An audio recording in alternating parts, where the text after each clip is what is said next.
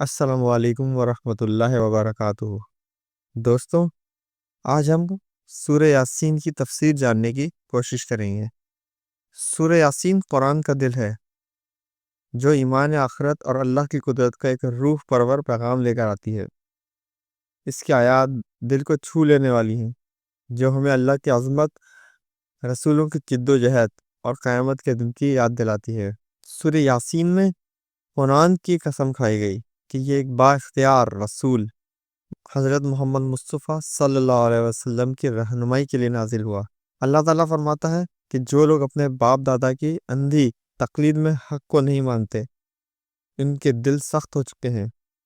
ہم نے ان کے گلے میں توق ڈال دیے ہیں جو ان کی ٹھوڑیوں تک پہنچ گئے ہیں، اس لیے وہ سر اٹھا کر نہیں دیکھ سکتے۔ اللہ ایک مثال دیتا ہے کہ ایک بستی کے لوگوں کے پاس 3 رسول آئے، لیکن انہوں نے تینوں کو جھٹلا دیا۔ ایک شخص حبیب نجار دوڑتا ہوا اپنی قوم کے پاس آیا اور ان کو سمجھانے لگا کہ رسولوں کی پیروی کرو، لیکن قوم نے انہیں شہید کر دیا۔ مرتے وقت اس نے کہا، کاش میری قوم جان لے کہ میرے رب نے مجھے کیوں بخش دیا۔ آخرت میں وہ جنت میں داخل ہوا جبکہ اس کی قوم کو عذاب ہو گیا۔ اللہ ہماری زمین کو مردہ ہونے کے بعد دوبارہ زندہ کرتا ہے، ہماری فصلوں سے دانے، انگور اور دیگر پھل نکالتا ہے، رات کو ہم پر سکون بناتا ہے اور دن کو روشن کرتا ہے۔ سورج اور چاند ایک حساب سے چل رہے ہیں، ستارے بھی اللہ کے حکم کے تابع ہیں۔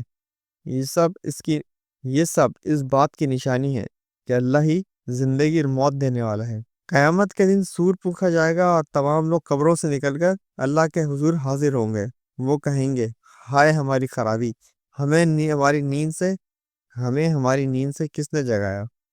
جواب ملے گا، یہ وہی دن ہے جس کا اللہ نے وعدہ کیا تھا۔ اس دن ہر شخص کو اس کے اعمال کا حساب دیا جائے گا۔ جو لوگ کفر پر تھے ان کے منہ پر مہر لگا دی جائے گی اور ان کے ہاتھ بول پڑیں گے۔ اللہ انسان کو خاک سے پیدا کرتا ہے اور پھر ایک نطفہ بن جاتا ہے، پھر اللہ اسے مکمل انسان بنا دیتا ہے، پھر وہ اسے موت دیتا ہے اور قیامت کے دن دوبارہ زندہ کرے گا۔ کیا یہ سب اس بات کے لیے کافی نہیں کہ ہم اللہ پر ایمان لائیں؟ وہی ہے جس نے آسمانوں اور زمین کو پیدا کیا، اور جب وہ کسی چیز کا حکم دیتا ہے تو بس کہتا ہے ہو جا، اور وہ ہو جاتی ہے۔ سورت کا اختتام اس عظیم حقیقت پر ہوتا ہے کہ پاک ہے وہ ذات جس کے ہاتھ میں ہر چیز کی بادشاہی ہے، اور تم سب اسی کی طرف لوٹائے جاؤ گے۔ دوستو، سورہ یاسین کے اندر اللہ تعالیٰ پیغام دیتا ہے کہ اللہ کی نشانیوں پر غور کرو اور اس پر ایمان لاؤ، رسولوں کی بات مانو ورنہ عبرتناک انجام دیکھو گے۔ موت کے بعد دوبارہ زندہ ہونا ہے، اس لیے نیک اعمال کرو۔ اللہ ہی زندگی اور موت دیتا ہے، وہی ہمارا مالک ہے۔ یہ سورہ ہمیں یاد دلاتی ہے کہ حق واضح ہو چکا ہے، اب صرف وہی لوگ گمراہ ہیں جو جان بوجھ کر انکار کرتے ہیں۔